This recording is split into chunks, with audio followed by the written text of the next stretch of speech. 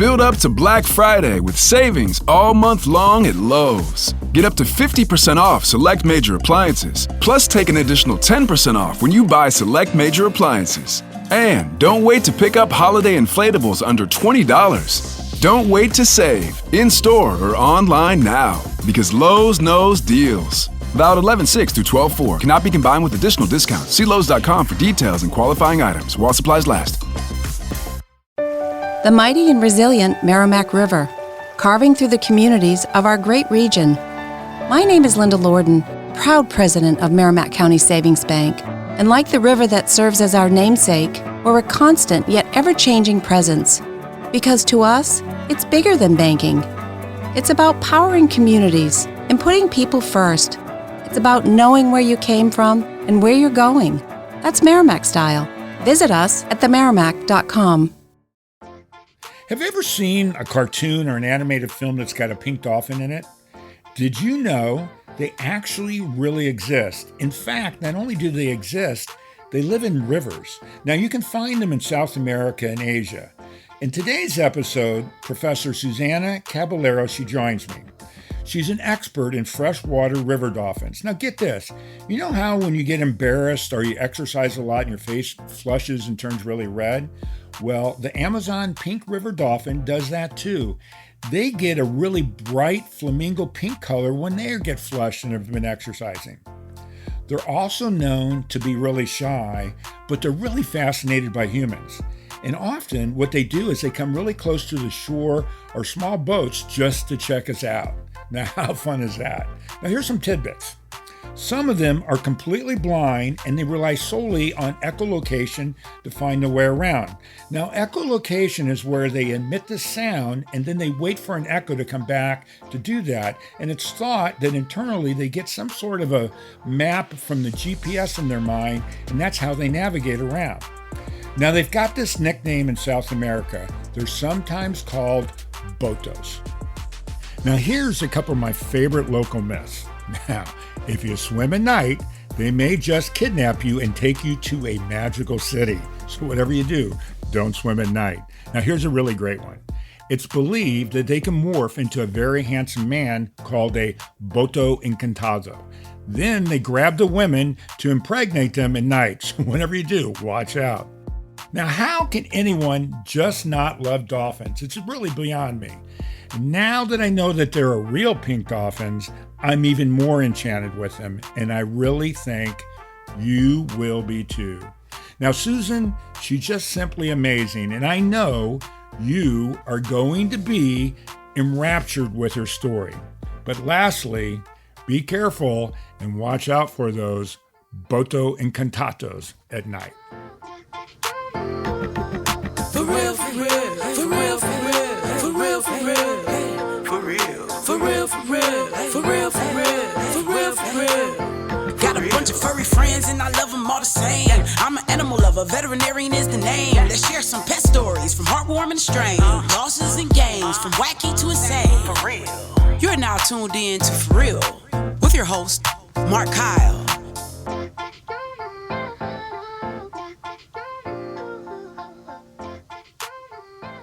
Hey, everybody, and welcome back to the For Real podcast. Today, I have a great guest. I can't wait to have you guys hear her. I'd like you to meet Professor Susana Caballero. Susana, thanks so much for being on, and I just want to dig in, and I can't wait to do this. Thank you so much for the invitation, Mark. I'm really glad to be here today. By the way, me being patient, you just moved back from Colombia, so you trust me, you're the one who's being patient with me, and I totally appreciate it.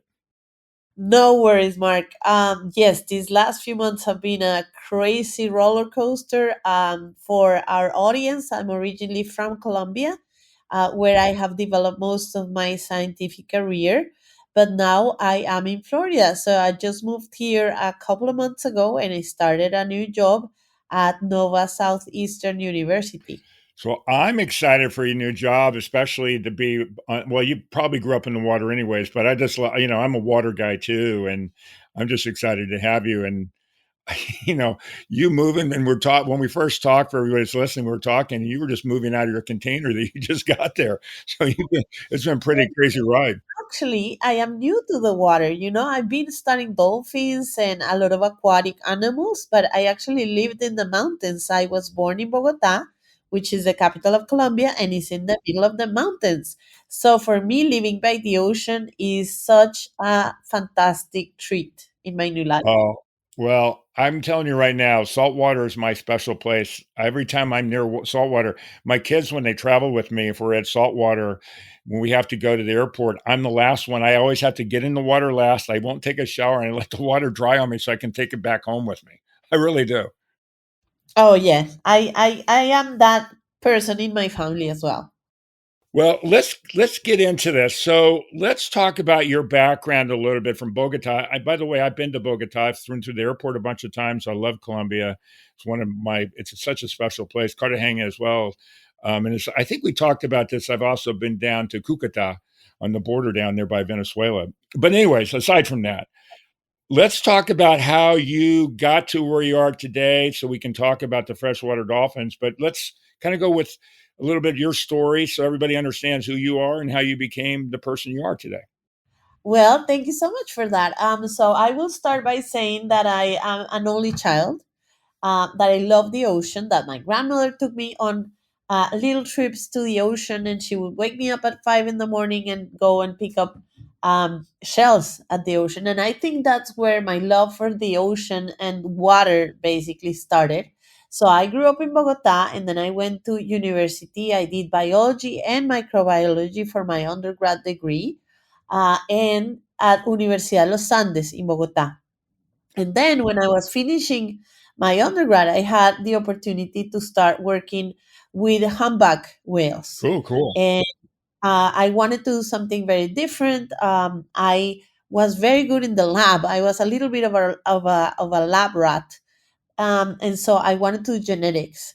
And I really liked molecular biology, and I liked understanding about the DNA and what DNA can tell us about species.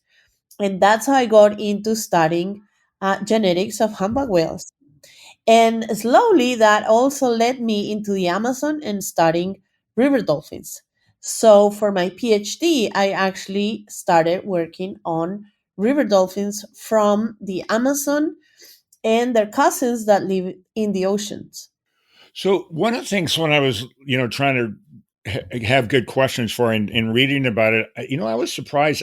Is it 2.7 or 27 million miles the Amazon covers? It's some huge number. It's crazy. I didn't realize it was that big. I knew it was big, but I didn't realize that big. It is probably 2.7 million miles. Yeah, that's crazy. So for everybody listening, and it's funny, I was talking to my daughters, both of them in the last couple of days. They had no idea there were freshwater dolphins, which I think is kind of funny. That is something very interesting because not that very many people, especially out of South America, in other continents, in other countries, they know about these dolphins. And actually, it was a Colombian biologist that put them, or that has been putting them in the light for others to know them. His name is Fernando Trujillo, and he's one of the world experts on South American river dolphins. And he was actually the person that I contacted when I was starting, or when I wanted to start my PhD, to be able to work on river dolphins. So I contacted him, and that's how the whole story with river dolphins started. So when you were studying the humpback whales, and I'm assuming that through that, did you? I mean, you were aware of the dolphins. Was it with doing the genetic testing or DNA testing that kind of brought you to them? So what made you decide on the river dolphins? Well, I actually I went for the first time to the Amazon when I was around 20 years old, and I had just started university. I was doing biology, as I mentioned before. So actually, in that first trip is when I went to the Amazon, and I visited these dolphins, and I got to see the pink river dolphins, Right. and realized that they were actually for real. And not only that, but I also realized that they were the pink dolphins, or the Amazon River dolphin. And there was also a smaller dolphin that looks a lot more like a marine dolphin. It is called, they call it there in the Amazon, the tucushi. and it's a much smaller dolphin, and it looks much more like a imagine a tiny Bornos dolphin. Yeah, another small flipper. Exactly, they have a triangular flipper, while the Amazon river dolphin, they don't really have a pronounced flipper. They just have like a key. How do you say a quilla? I don't know the word in English. That's what happens when you come from other countries. Well, I like it better than I like your words better than mine anyway. So anyway, so that's how when you go into the field and you see, you have to pay attention to when they come out. You will hear them when they come out for their breathing. Right. So you can hear them coming out, and then you look at their fins, and then you know if you are seeing actually the pink river dolphin, which is bigger than the tukushi, or if you see the triangular fin, then you know that you're seeing the little tukushi. So one of the things I read, I guess there's six different types of freshwater dolphins and a porpoise. So can we go? I really want to get to the pink ones because obviously everybody wants to hear about the pink ones. But can we talk about all the other ones and then go finish up with the pink ones? Of course. Yeah, yeah. So, for example, we have some animals that are considered dolphins. So but actually they like, people tend to group them all in the same thing. They're actually come from different evolutionary paths. Okay, All of the river dolphins come from different, let's say, from different histories, evolutionary speaking. sure. So they went into the rivers independently, so in independent moments of history. So we have the first one that we have is the ones that are in India and Pakistan, in the Ganges and in the Indus River. We have Platanista. So it's a genus of dolphins that are exclusive to freshwater in those regions of Asia. We had, and I say had because now it is considered extinct, we had a river dolphin in the Yangtze River in China, but it was declared extinct in 2006. They tried to look for it. They tried to do like a captive breeding program. It didn't work out, and then sadly, in 2006, it was declared extinct. If we stay in China, then we have the finless porpoise. So there's actually a species that is unique also to the Yangtze River. And because people in China don't want the history to repeat itself, they're making like this huge effort in order to preserve their finless porpoise. You had a question? Yeah, well, I have two questions. So, first of all, obviously, they learned from I wish they'd done that earlier with the Yangtze ones there. So, how did they become freshwater dolphins? So I'm sure there's history. They came from saltwater and came into the freshwater, or was it vice versa? No, it was actually that's the correct direction of colonization from the sea, from coastal waters, from marine water, into freshwater habitats. And what we know now is that apparently a lot of it happened during changes in the sea level. So those were opportunities when there was like flooding from the sea into what then became rivers. Then the dolphins could colonize the new habitat, and then maybe some of them liked it there and stayed inside what is now known as rivers. So, is it similar to? I think manatees can go in freshwater as well. So, is it similar? They can do both. Can they go into saltwater, or are they just completely freshwater? The river dolphins are actually now considered fully fresh water. Okay. So all their organism, their metabolism, everything is adapted to fresh water. And actually, some of the work that I have been developing in recent years is actually trying to understand from their DNA what is needed for them to be able to have adapted to fresh water. Yeah, yeah. I'm curious about that too. So there's a lot of really interesting questions. Well, the other thing too is, and let's talk about that because, like the whatever the one's called in Pakistan, they're endangered now. Most of the ones, especially in the Asia area, are all endangered, and of course, it's because of us humans. Can you talk a little bit about that? And also, when we get to the rest of them, I know we've missed some of the ones over where we're talking about in South America. Okay, so yes, unfortunately, all river dolphins and as well that porpoise, they're all considered endangered. Some are more endangered than others, but they're all categorized as endangered or critically endangered, unfortunately.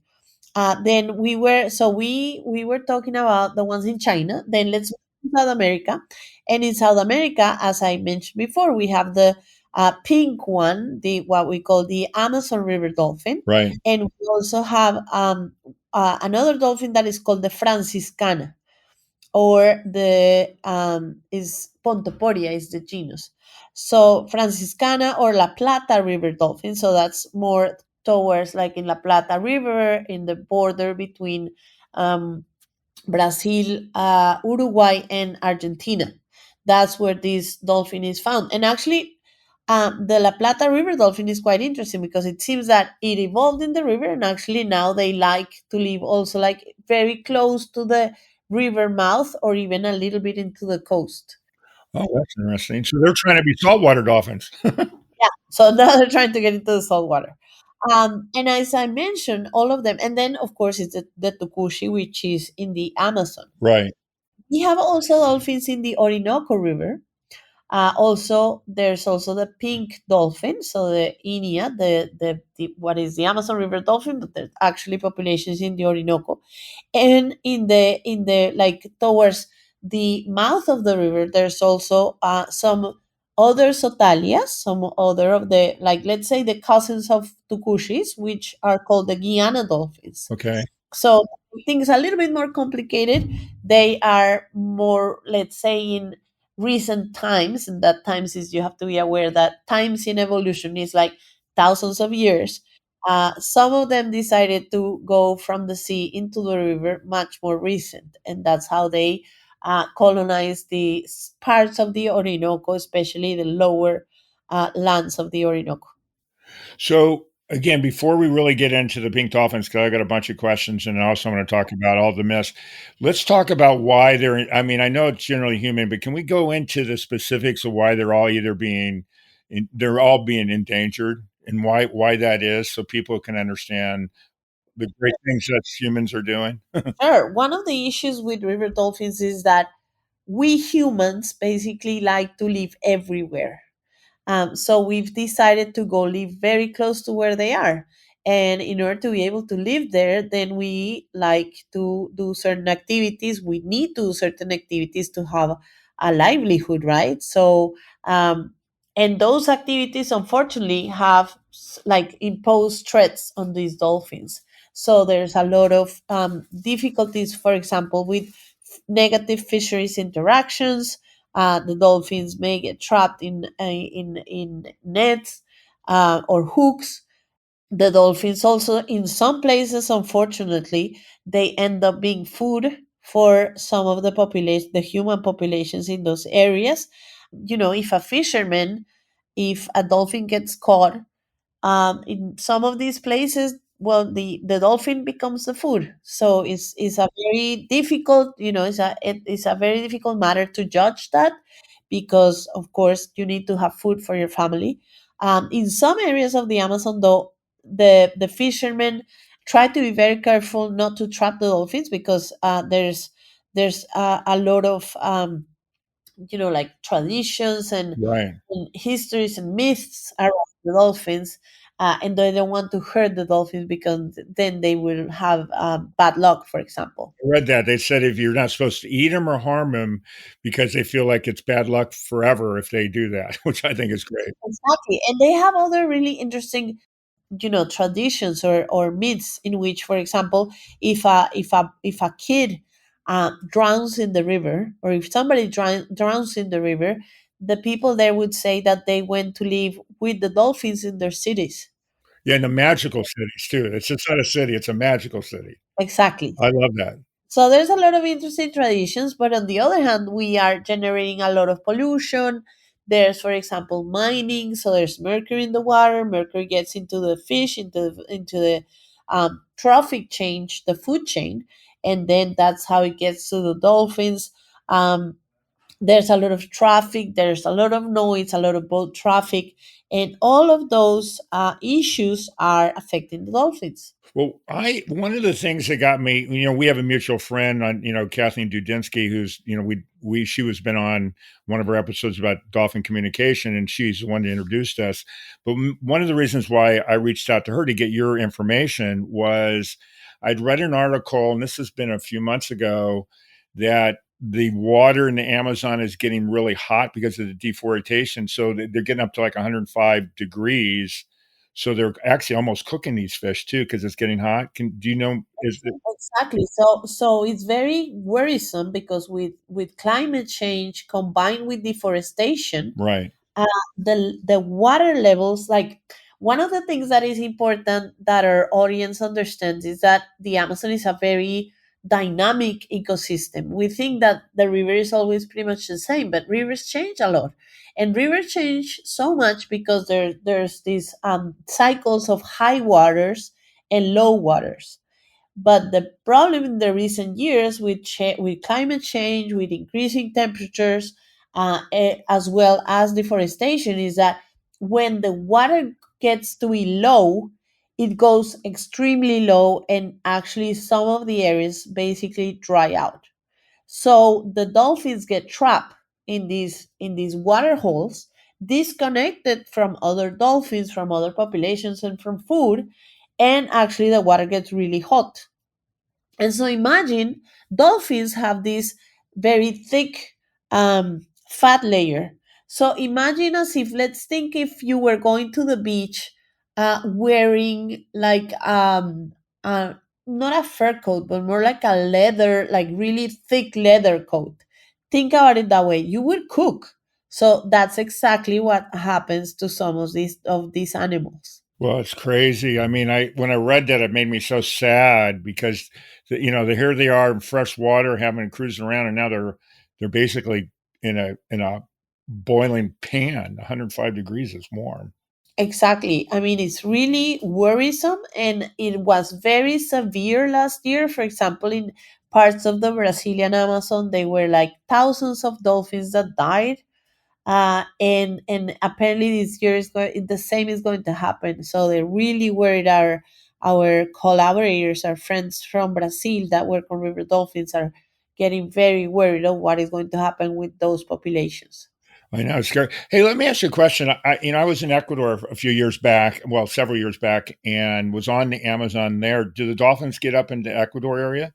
They do, but it's very interesting because they is the populations in Ecuador, the river dolphin populations are very small, Uh huh. because the terrain in Ecuador is like, in Ecuador is basically you get down from the hills, from the mountains, and is super steep, and then you get into the Amazon, and the part of the Amazon that belongs in Ecuador is like very fast rivers that basically are coming down from the mountains to become the Amazon. Okay, because that makes sense. Because when I was there, I was on a dugout canoe kind of thing, and we went panning for gold, which would be right out of the mountains. That makes sense then. Yes, and so, for example, I was there like in May this year. I was trying to study the Tucushi dolphins, and we only saw like three or four Tucushis in very very specific areas, and it was very very hard to study them because we almost never saw them. The Inia, though you would see them more. The Amazon River, the pink dolphins, you would see a little bit more, but still the populations are very small in Ecuador. And then you get bigger populations like in Colombia, and obviously in Brazil. Like the biggest populations are probably in Brazil.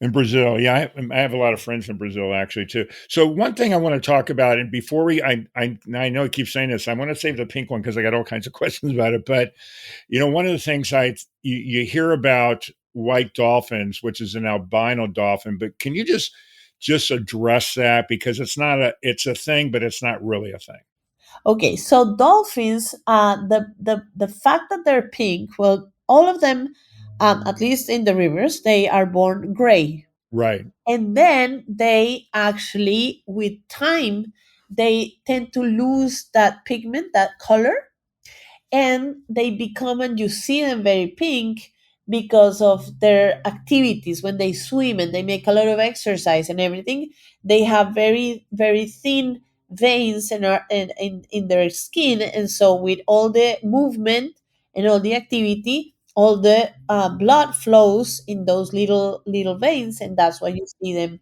being pink. Well, one of the things that I read too, which I thought was really cute in a way, is that the pink dolphins actually get they flush the way we do when we get embarrassed, but when they get really excited, they get more pink, and that would be the blood flow, I guess. Yes, exactly. But they said it's very well. Whatever I read said it was very similar when you and I get embarrassed by somebody saying something, we turn red. It's kind of that one of those things. So that's always Or when you exercise a lot and your sure. become totally red and you're like sweating and everything. That Yeah, yeah, yeah. Well, that makes sense. For real, for real, for real, for real, for real, for real, for real, for real, for real, for real. And we'll be right back. We are supported by PrepVet, providing stem cell therapy for pets. As a pet lover, did you know your pet can benefit from the incredible healing power of stem cell therapy? Prep Therapy offers a groundbreaking solution taken right from your pet's own blood. Say goodbye to joint pain, arthritis, kidney and liver conditions, and more. They'll experience faster recovery, increased vitality, and extended quality of life without the need for surgery or harmful drugs. Put the wag back in their tail and discover Prep Therapy today at prepvet.com. Save 10% with promo code FurRealPodcast, covered by most pet insurance. So let's get into the pink dolphin. So first of all, I know that their nickname's Boto, which I really like that name, by the way, for whatever reason. yes, like in Brazil they call them botos. Right. In some other areas they're called toninas. Say that again. Tonina with T. Tomina. Tonina, yes. Okay. And so yes, the common names vary a lot between countries. I'm surprised they don't call them like Rosa or something like that, using the pink word. Boto rosa, like in Brazil they call them boto Oh, rosa. they do. See, they do. Oh, good. So again, let's talk all about them because they're the biggest of all of them, right? So how big do they get? Yes, they're the biggest of them all. They may reach like maybe 2.5 or 3 meters. Some like big males sometimes. They can be quite big. So 2.5 to 3 is roughly 10 feet long. Yes, more or less. Right, right. And then how much do they weigh? I don't know. That would be a good question for our audience to look for that information. You guys, for our class, that's your homework for today. Is how much they weigh. So the other thing I read about them was that their brain is the biggest of maybe of any dolphin. I don't know if it's any mammal, but it's larger. The brain capacity too is larger than the human capacity. It's like 40% more than us, or something like that. Well, the is the proportion of the weight of the brain against the body weight. Right. Dolphins have, in general, dolphins have one of the highest proportions of brain weight versus total body weight. And but they're really the pink dolphins are really super intelligent as well, right? They are extremely intelligent. Like they learn really fast, and that is very important for their survival. Because, for example, they are able to learn, for example, how to either evade or how to use the fishing nets. So it's very interesting because there's information that, for example, in the 1970s, when there was like big fisheries happening in both the Amazon and the Orinoco, the dolphins would get tangled in the nets a lot. Right. And then over time, they learned that they needed to get away from those nets and to not come close, otherwise they would get trapped. Right. Right. Then a few years later, what started happening is that they actually understood that the humans were collecting fish with those nets, and then they started coming back to the nets to steal the fish. And they know how to. They're escape artists. Of course, but then of course that got them into a lot of trouble because the local people would get really angry at the dolphins for stealing the fish. Yeah, because they're stealing their income. Exactly, and so they were then they had like then they would they would try to hurt the dolphins so they would get away from the nets, and that, of course, put more pressure on their populations. Well, I know that I think all dolphins do the echo speaking or echo. What do you call it? Echolocation. Yeah, they do that. And what I thought was interesting, I was reading about all six of the, and I think the porpoise as well. Several of them are actually blind.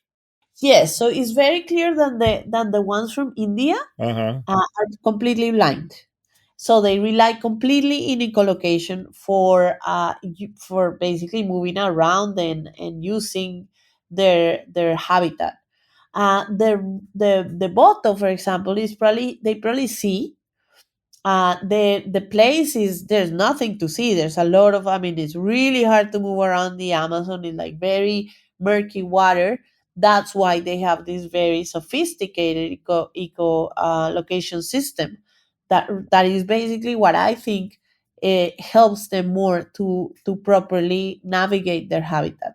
Well, I know, like when I talked to Kathleen, one of the thought processes, and they're still figuring it out, is that when they do the echolocation, it actually comes back where they get a visual kind of what's ahead of them too, kind of that's almost like a GPS kind of a thing. Exactly. That's what that we think. Why we think how echolocation works. That actually the way in which the waves hit the surface of an object can return to them the shape of it. For example. So, and it's what's interesting about that, especially the blind ones, in their head though, they're visualizing something, I guess through their brain, but they can't see it, but they know that there's a big bump ahead or whatever it is. That's kind of cool. Exactly. Yeah. Imagine having like a something like that. That I think is like a superpower. Yeah, well, absolutely. Why, if anybody doesn't like a dolphin, then there's a problem with them anyways, because they're just so cool to begin with, I think. But the other thing that I read about the pink dolphins is that they're in their neck, their vertebrae aren't fused, so they can turn their neck 90 degrees or some crazy thing. They do. They actually can move their neck like we do. So most of the dolphins have fused vertebra in their neck. Right, The pink dolphins don't have that. And they can move their head and they're super flexible, and that is necessary because, again, think of the river habitat. That's something that changes all the time. So sometimes we have the low water season, right, but sometimes the water level is very high. Sometimes when you go to the Amazon and you go in the rivers in the low season, you can actually, in the trees, you can actually see the mark of where the water reached the previous high season. right. So the forest in itself gets flooded, and the dolphins can actually get through the trunks and the roots of the flooded forest, and therefore having a flexible neck is very useful, is very helpful to navigate that habitat. For example, the tukushi, because they're much more like the marine dolphins, they don't have that, and so they cannot get into the flooded forest like the boto can. Yeah, what I read, and again, this is me reading, so I always preface it by it was on the internet, so you never know it's true. But I mean, they can really take really sharp turns. They almost go around, like do like a 180-degree turn really fast because of their neck, which I think is totally cool. Absolutely.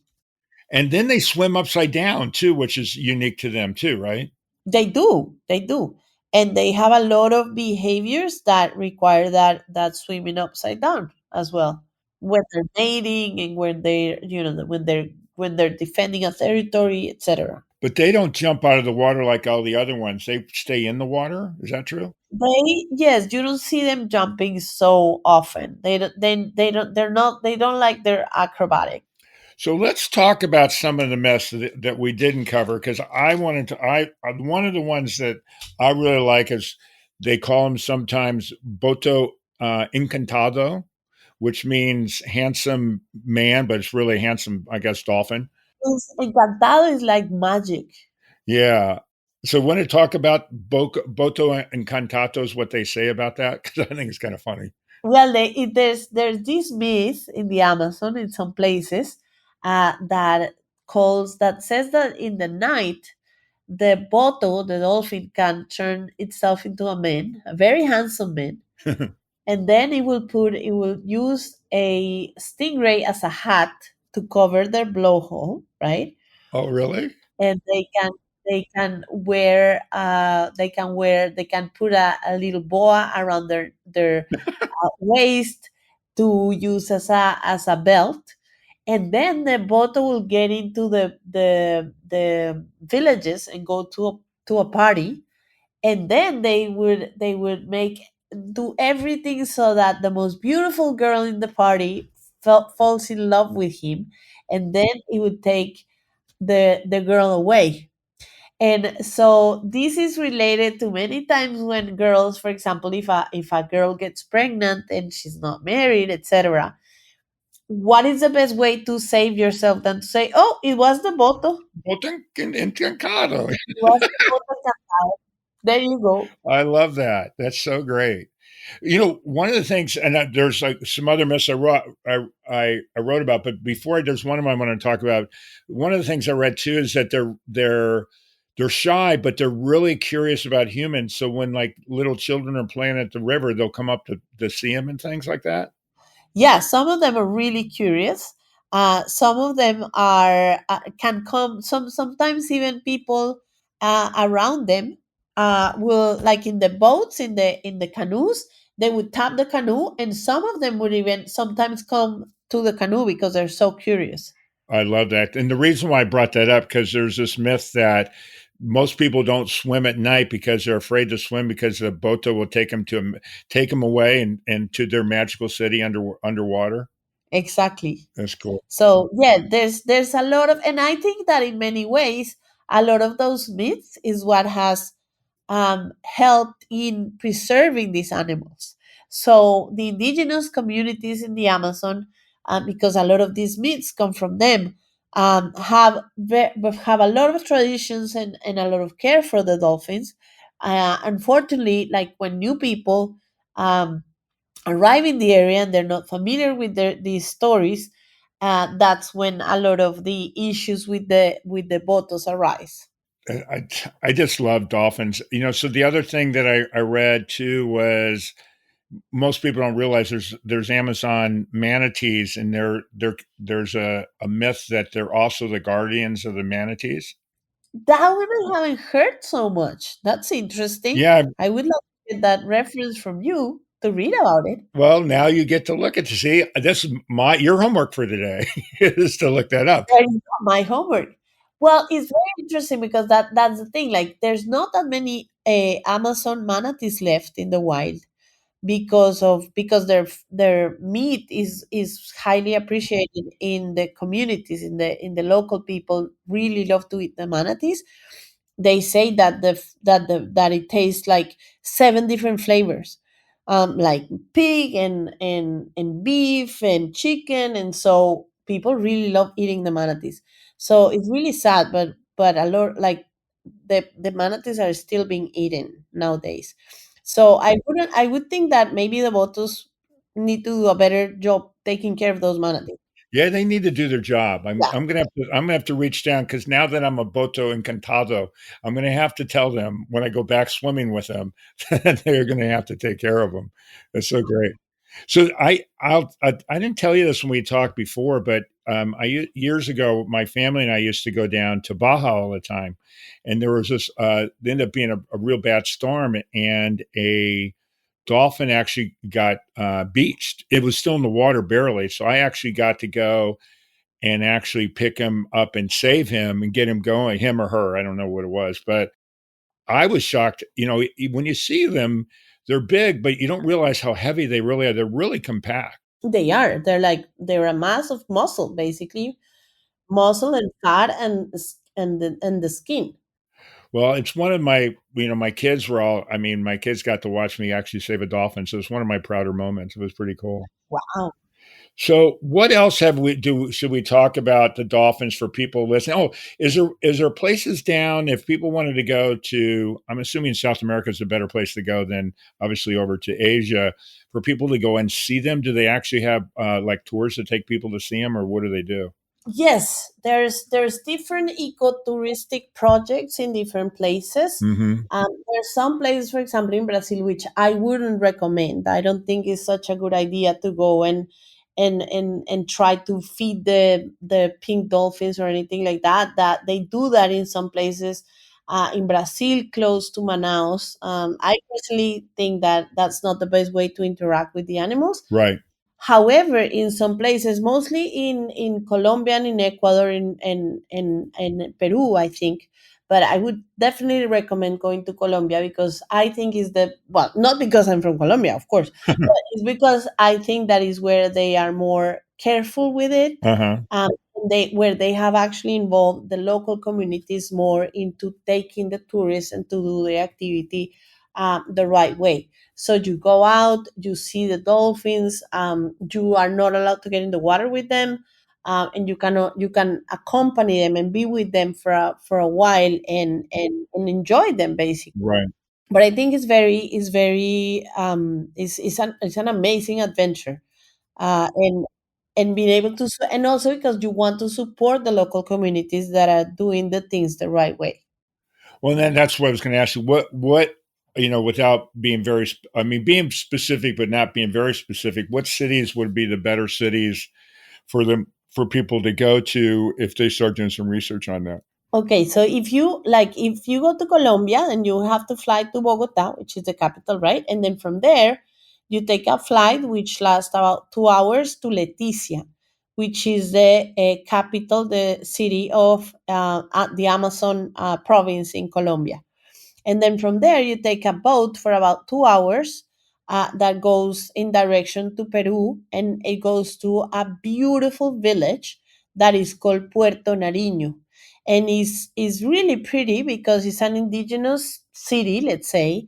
It's a little bit bigger than just a tiny village, but it's beautiful because there's no cars, there's no paved roads. It's just tiny little roads.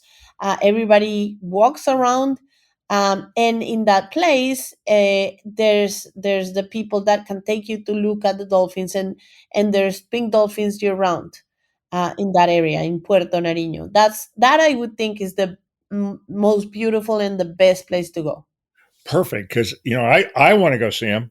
I definitely want to go see them. I think it'd be great. Oh, I'm hoping I can take my students next year there for a week of intensive river dolphin teaching. So when you go to teach these kids, when you're doing that, what are you doing? Are you just observing and watching them feed, or what do you guys do typically? We observe behavior. Uh huh. We are also taking photographs of their bodies, of their flukes, of their fins, in order to be able to try to identify them and maybe give those photographs to the researchers. There's an NGO that has been working in the Colombian Amazon for about 30 years with river dolphins. It's called Fundación Omacha. You can go to their webpage also and check more of their work. So we can share photographs with them. And lately, I personally has been involved in this using this amazing kind of magic technique that is called studies of environmental DNA. So you and me, when we walk, when we swim, we leave behind us a little trail of our genetic material, of our DNA. Sure. So in the water, you can actually collect water, filter it, and then you can analyze it for little traces of dolphin DNA. And with that you can know how, like, you can know if the animals are there or not. So even if you don't see them and you collect the water, you can actually tell if the animals were there or not. You can actually try to understand how, like, what we're trying now is try to see if we can see genetic differences from that DNA that is left in the water. It's a challenge, but we're trying to do that. And we can also know which locations they use more. So, for example, if you see them eating in a place and then you go back there a few months later, then you can collect water in the same place and you can know if they have been using that area. The aspect that I think for me is the most beautiful is that it's a technique that the initial steps, the collection and the filtering of the water, doesn't require very very expensive or or it doesn't require you to be a scientist. So people from the local communities can actually help the scientists in collecting the water and filtering it, and then they can be part of these projects, and that's something called citizen science projects. So we have been involved in something doing like that in the Amazon for these dolphins. Are they migratory? That's an interesting question. They have seen that they move around fairly fairly long movements, but they don't migrate for like formal migration, like they are in a particular area and then they migrate to another area for a different season. They It's not like that. It's more like they some of them move a lot, and some and most of the time the females stay pretty much in the same area. The males tend to move more. Is it more like going to hunting grounds kind of a thing? Probably, yes. So one of the things I read, I meant to bring this up earlier, they're not quite sure the total number. Is that right? The total number of the pink dolphins, because they're not in, I forget what they call a, it's not a, what do they call a, it's not a herd, it's called something else. A group of dolphins. Pods, like groups of them. Oh yeah, a pod of dolphins. Um, but they only have a few there, and because they are also in brackish water, that it's really hard to see them. They count them, and they're not. Most of them aren't geotagged or anything like that, aren't they? No, exactly. So it's really hard to count them, but there's been a project for, I would say, the last 15 to 20 years, and Fernando Trujillo again, who is this amazing scientist, has been trying to count dolphins in pretty much all the rivers of South America. So what you do is you basically go in a boat that has like a tall tower, and then you can see people looking towards the front and towards the back of the boat, or of the little ship, let's say, and then those people can count on both sides and then compare numbers and then see if they were looking at the same dolphins or not. And then in that way they go all the way in the river, and depending on the size of the river they do it on one side, and then they go on the other side of the river, like that.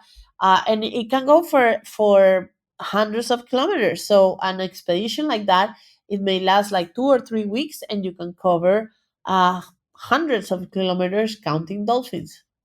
Well, I know, like, and I know that on the pink dolphins too, some can be mottled, they can be gray and pink, and they have different shades of that. But I know, like with manatees, generally the way they count them is from their scars from all the boat's damage and all that.